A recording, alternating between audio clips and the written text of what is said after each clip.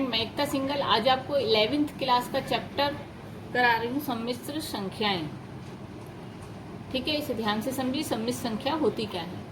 अधिकल्पित। सबसे पहले मैं आपको बता रही हूँ इमेजिनरी नंबर्स कौन से होते हैं। हिंदी में कहते हैं इसे अधिकल्पित या काल्पनिक संख्याएं। किसी संख्या का वर्ग, आपको पता होना चाहिए किसी संख्या का वर्ग जो है ऋणात्मक नहीं होता, अथवा ऋणात्मक राशि का कोई भी वर्गमूल नहीं होता। जैसे x² + 1 = 0 है, तो x² आ गया आपका -1।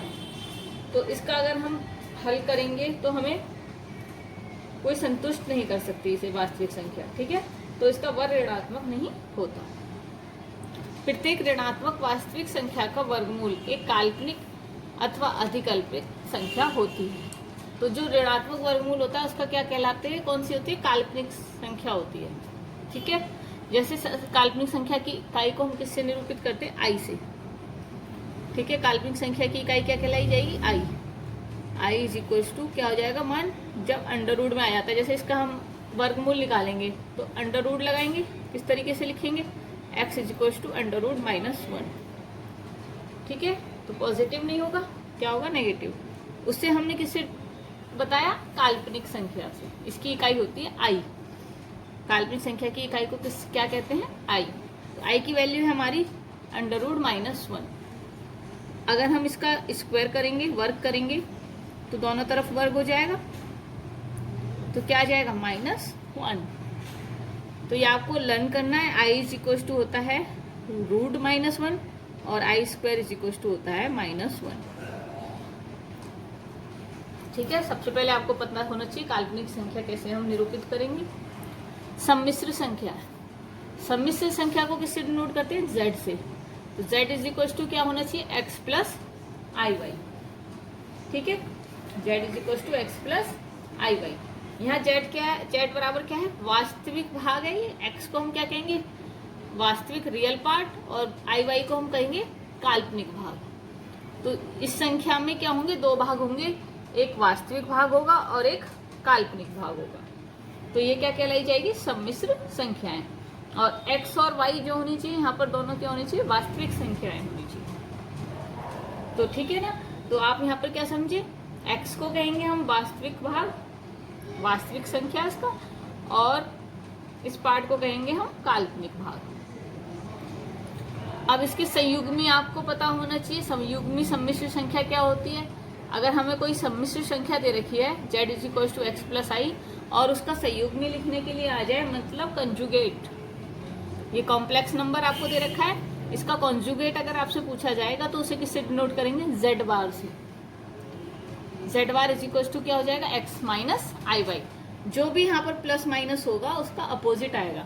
अगर प्लस होगा तो माइनस, माइनस होगा तो प्लस, तो उसे कहते हैं हम संयुग्मी सम्मिश्र संख्या। अब आप एक्सरसाइज में देखिएगा आप कैसे सॉल्व करेंगे।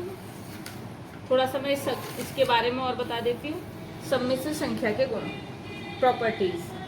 किसी भी शून्य सम्मिश्र संख्या के वास्तविक और काल्पनिक भाग अलग अलग शून्य होते हैं, एक साथ शून्य नहीं हो सकते, क्योंकि x का मान भी 0 होगा और y का मान भी 0 होगा। दो समान सम्मिश्र संख्याओं के वास्तविक और काल्पनिक भाग क्या होंगे? अलग अलग समान होंगे।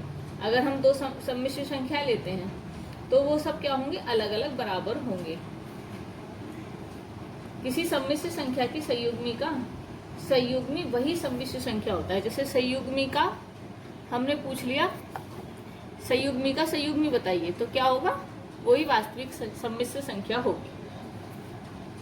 किसी सम्मिश्र संख्या का उसके संयुग्मी के गुणनफल शुद्ध वास्तविक होता है। अगर संयुग्मी संख्या में हम सम्मिश्र संख्या की मल्टीप्लाई करते हैं तो हमें क्या मिलता है? वास्तविक संख्या मिलती है। ये पूछ लिया जाता है कभी कभी, तो ये सब आप याद करेंगे। दो अथवा दो से अधिक सम्मिश्र संख्याओं का योग और अंतर भी क्या कहलाया जाएगा? सम्मिश्र संख्या। दो सम्मिश्र संख्याओं का गुणनफल और भाग भी क्या होता है? सम्मिश्र संख्या। दो समान सम्मिश्र संख्याओं की संयुग्मी संख्याएं भी क्या होती है? समान होती है। जैसे एक क्वेश्चन मैं आपको सॉल्व करके दिखाती हूँ। i 101 का मान बताइए।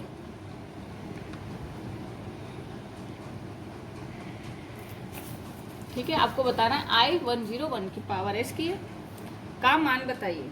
तो हम इसे कैसे करेंगे सॉल्व? I इसको क्या लिख सकते हैं हम? 100 प्लस 1। ठीक है, 100 प्लस 1। फिर क्या लिखेंगे? I 100 को क्या लिख सकते हैं? हमें जो इसको कन्वर्ट करना है, I को 2 के रूप में कन्वर्ट करना है, मतलब 2 का मल्टीप्लाई आना चाहिए। तो 2 इंटू 50 लिख सकते हैं, और प्लस है तो इसको क्या हो जाता है? मल्टीप्लाई। ठीक है, तो ये क्या हो गया?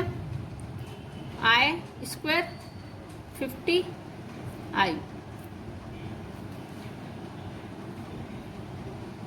ठीक है, अब आपको पता होना चाहिए कि I स्क्वायर का मान क्या होता है। I स्क्वायर का मान क्या होगा? -1। ये मैंने अभी आपको बताया था, I स्क्वायर की वैल्यू होती है -1, और ये है 50, इसकी पावर है 50, और I हमारे पास है। अब -1 की पावर क्या है? ये एक सम संख्या है। अगर सम संख्या होगी और नेगेटिव होगा कोई भी पावर में तो क्या हो जाता है? पॉजिटिव, और अगर विषम होती है तो नेगेटिव। तो यहाँ क्या हो जाएगा? पॉजिटिव हो जाएगा, और क्या आ जाएगा? I। ये नहीं है आप एक -1 की मल्टीप्लाई करेंगे 50 तक, ऐसा कुछ नहीं करेंगे। आप क्या करेंगे? जो भी हमें पावर दे रखी है उसमें आप देखेंगे कि सम संख्या है या विषम संख्या है। अगर सम संख्या है तो पॉजिटिव हो गई, अगर विषम होती यहाँ पर तो क्या हो जाता है? नेगेटिव। तो इसका आंसर क्या आ गया? I।